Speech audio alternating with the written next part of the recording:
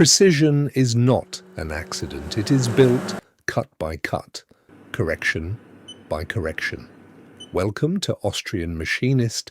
This channel follows real CNC machining inside a working shop environment focused on precision, milling, turning, surface finish, and practical problem solving.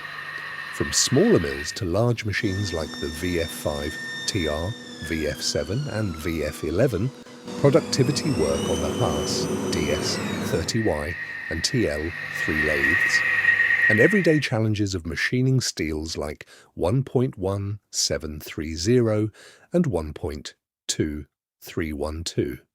Here, speed is not everything. The goal is accuracy, stability, and achieving the best possible surface finish within real machine limitations. I'm still learning, documenting processes, decisions, mistakes, and improvements, building knowledge for future engineers, students, and machinists. This channel is both a memory of the work behind precision and a journey toward becoming a better engineer. Welcome to Austrian Machinist.